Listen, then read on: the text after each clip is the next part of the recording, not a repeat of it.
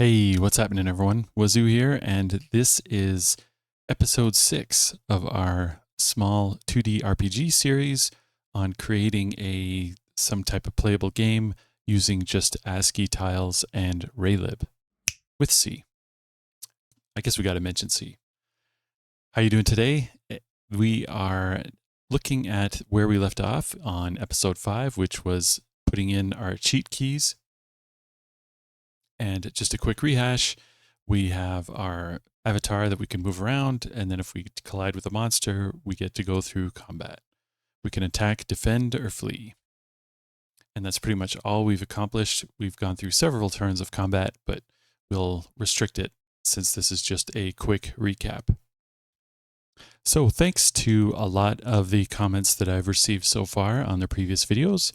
It helps me sort of adjust things as we go in this project. So first up, we've got a comment here. In this type of game, the defend option is not very useful. You attack or run away to find a better spot to fight the enemy, like a bottleneck. I could not agree more. I never use it in any RPG that I play, so I think we should just edit it out and remove it from our playable so far.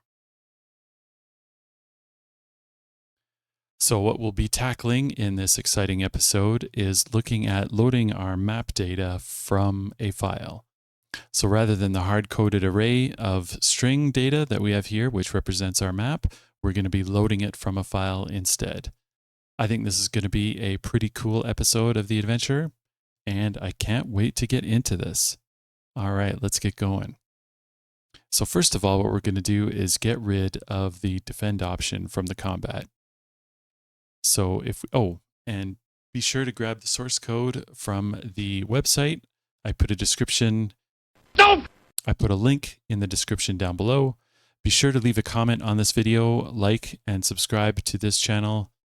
It will help me prioritize things as we get later on into the project. It'll help me prioritize what we could be tackling in each episode. Okay, so first things first, if we open up combat.c, and let's go down to, let's see, about line 84, and let's just get rid of the defend option. And then in the listening for the defend key. And then we'll look into the draw combat screen, and let's just adjust this menu to remove the defend option. And I think this is all we need to do. Let's do a quick test. And we enter combat. We just see attack or flee. And let's flee. All right. So we got that one out of the way. Easy peasy. Okay, so let's go on to something a little bit more exciting, like loading a map. So in order to load the map, we are going to knowingly break some of the existing functionality we have, which is kind of funny after everything we went through with combat. But that's how it is when you're working on your own project. Okay, so we've got our tile size of 32, our map width and map height set to 20 and 15. So what we're going to do is update it to 80 tiles by 50 tiles. 80 by 50. And then what we're going to do is we are going to define some other definitions here. So view columns, we're going to define to be 40, and then we are going to do view rows as 25. And these will come in, this is a teaser into next episode when we look at implementing a camera that will follow the player. But we need this right now for calculating our game size, our game window size. And then I've created a variable called UI calls, which is going to represent the UI. And that's to be 10 units across. So finally, we're going to define screen width to be view calls plus UI calls times tile size. And then screen height, we're going to define as view rows times tile size. Okay, and then finally in our main.c, we're just going to update this init window to be screen width and screen height. Okay, so we've got that out of the way. And next thing we're going to do is we're going to open up project.h and we're going to introduce a map structure. So in our list of structs here underneath the monster template, let's just add a new one called map. And what we are going to have is we're going to have a name for our map, a name field, sorry. We're going to have a two-dimensional array of chars that will be our tiles. So similar to what we've done already. And then we're going to need the player spawn X point and a player spawn Y point. And this will be to load to be able to set our player on the map data. I'll show you what I mean here shortly. And we are going to be commenting out this world position X, world position Y. We're not going to need it anymore, as well as this map. We're not going to need that one anymore. And we're going to be adding a function here, actually two functions here. We are going to be creating one called load. Let's just call it load map from file. And we're going to pass in a pointer to a map, a pointer to the name of the file, and a string pointer to the name of the map. And then we're going to create another function here called set_player to map. Here, why don't we do this one? Spawn player to map. And we're going to pass in a pointer to our map and a pointer to our player. So we're going to add a few new things here. This is going to be quite an involving episode. Hopefully I'll keep it as short as possible. So sometimes it's easier to open our project up with Visual Studio Code and then update it in here. And what we're going to do is, hopefully this comes through on the video. Okay, here we go. So what we're going to do here is we've got a 50 lines of 81 characters.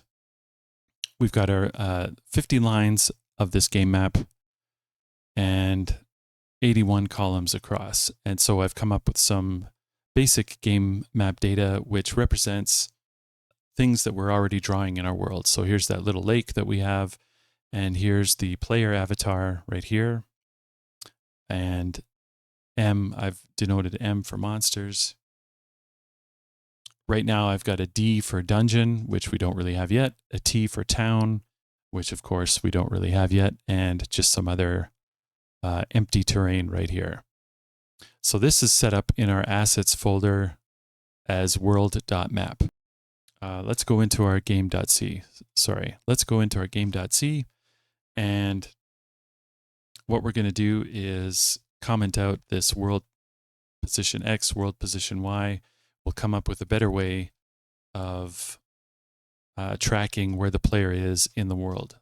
So first we're going to create a pointer to a map and call it the game, game underscore current underscore map. And we'll set that to null. And then we will create another variable called world underscore map. So this will just hold the actual data of our world map that we were just going to load in. So after we call the init audio device within game underscore startup, let's call the load map from file. And we're going to pass in the address to our world underscore map. And then our file name will be assets/world.map. And then finally, the name of this map, we're just going to leave it as world. Pretty exciting stuff. And then in the game reset function, okay, we can comment out the player initialization there. And what we're going to do instead is we're going to set the game current map to be the address of world map. And then we're going to call our spawn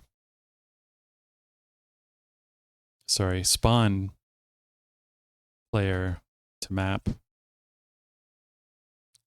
game current map and the address of our player. So game current map, remember, is a pointer to the current map, and then we want to pass in the address of our player structure, which we've got defined right here. Okay. So next what we're going to do is, we haven't created a lot of this functionality yet, but let's continue on while we're here. We can comment out this next tile, comment out the world position. So what I want to do is move all this into a player.c file. Okay, so we can, with Visual Studio, we can just highlight everything and then use Control/, and it will be commented out for us. And let's go ahead and create a player.c file. And then add it to our list of source files. We'll include project.h, and then we'll have our, we'll start mapping out. So just to finish this off, what we want to do is we want to call update_player, which we'll create in a second here, passing in the game_current_map, so the current map, and the address of the player. And that should be all we need. Okay, and then down here in the game draw function, we'll move up this origin declaration to before the switch statement. And then what we're going to do here is we are going to update the signature to draw map to be we'll pass in the vector2 of the origin as well as the game current map. So that means in our project.h, to draw the map, we need to pass in the map as well. So map, a pointer to our map, along with the origin. Okay, so that all looks good right here. So we've got everything set up to be called correctly. Now we just need to go through and actually create all of the code. Let's go! go! First thing what we're going to do in map.c is we are going to comment out the map, the array map declaration here. And it'll show us some errors. That's okay. We'll fix those up in a minute. And so underneath, before the draw map function, let's add our load map from file. And we're passing in the pointer to the map, the const char file name, and the const char name. And let's return 1 if everything succeeded.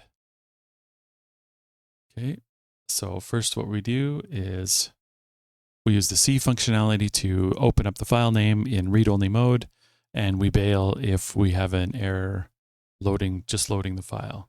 And then the next thing we do is we want to take the name of the map that we're loading in and initialize it into the name field of the map structure. So remembering to add the null termination string there after we use string copy. Okay, so we got that out of the way, and then now let's do the actual meat of map loading. Okay, so what we're going to do is create an outer for loop. So int y equals 0, y is less than the map height, y++. And then what we're going to do is read in the entire string of that file. So read in that one line as a string. So if fgetS map, we want to read it into map tiles y. We're taking the map width +2 to accommodate the null termination at the end of each line, which I'll demonstrate in a minute here. And then from which file we want to load this from. So file. So if that equals null, then break, get out of here. Okay, and then what we're going to do is we're going to strip the new line character at the end of each line. So to do that, we'll take the string length of what the line that we just read, and then as long as the length is bigger than 0, and then the last character in that string is the carriage return or the /n, then we will replace that with a /0, so a null terminated string. Okay, and then finally what we're going to do is we're going to go through each position, and we're going to hunt for that. We're going to hunt for the player character. Okay, so we're going to grab the char at map tiles yx, and then so if the character that we grabbed is the ampersand, then what we want to do is set that to be the player spawn point within that map structure. So map arrow player spawn x equals x, and then map arrow player spawn y equals y. And then what we want to do is replace that character in the tiles yx with just a regular terrain dot. So remove the ampersand character from that position in the map file. And then before we exit, don't forget to close the file using fclose.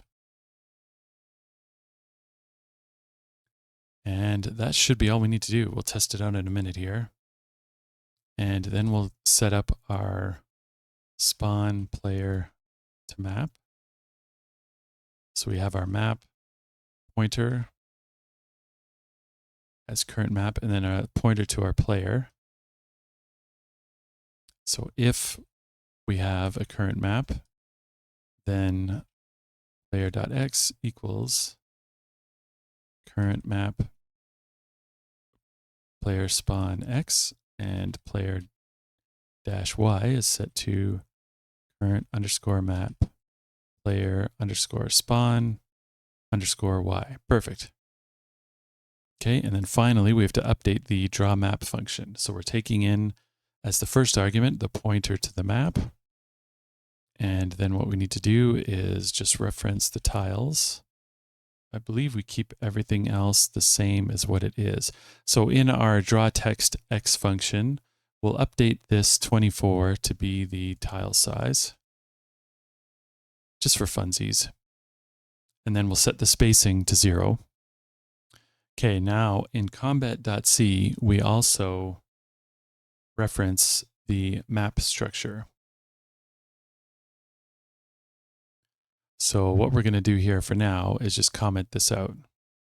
So after all that hard work working on the combat, we're going to comment this out, and we'll fix it up later in a future video. Haha. Okay, we'll fix it up though. Okay, and then we have our function spawn player to map. And I bet you it's not called that here. Spawn player to map. Okay, good. Okay, update player, which we don't have in our player.c. Okay, good. So let's figure this out now. So remember how we commented everything out of the game.c file. So we're basically going to take all that stuff and put it into a update player function within the new player.c file. Okay, so we have as a first argument, the pointer to the map, and then the pointer to the player as the second argument. So if we don't have a current map to work with, then make sure we get out of here. Set our temporary x and y to be the current x and y position of the player, and then adjust them as we go through the keys being pushed.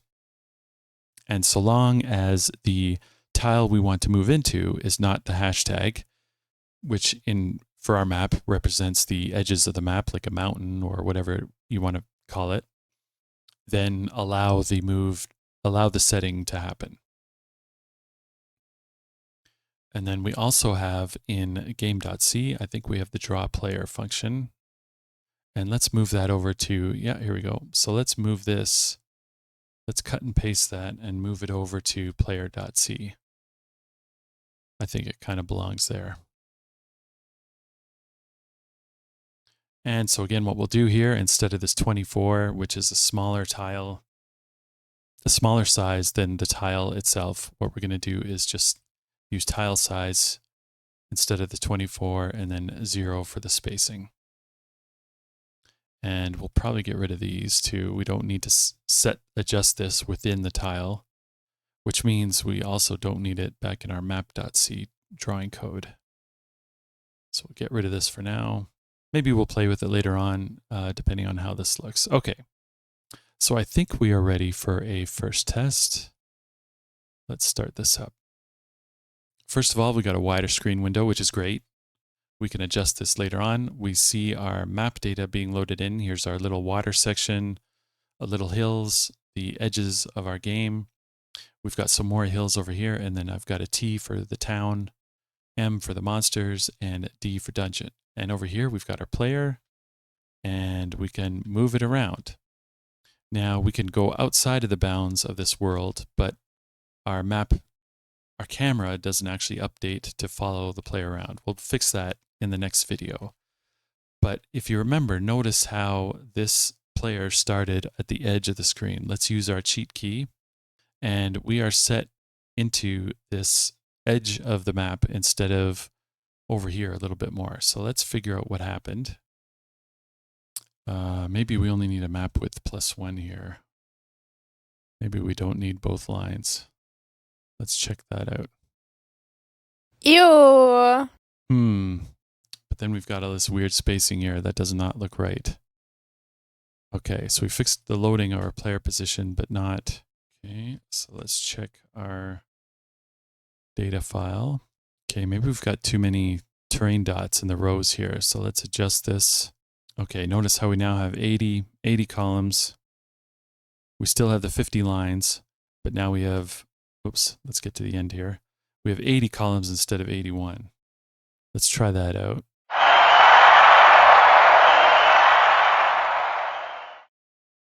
So we can move around.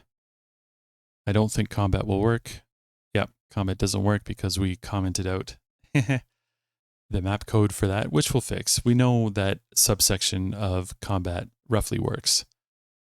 We just need to update it with our new map code. So yeah, that's it. That's it for today's episode. Grab the code up on GitHub. I'll tag it with video 6 or something like that. You'll be able to tell from the tagging. And I hope you really enjoyed this episode. Leave a comment down below if you had troubles getting it to work, or if you have another request that we can work into the future flow of this project so far. Like I say, in the next video, we'll definitely tackle the camera work so that we can follow the player around and we can start making this look like a bona fide RPG game. Yeah, that's going to be so exciting. All right. Well, that's it for today's episode. I hope you enjoyed everything, and have a great evening, everyone, wherever you are. Peace out.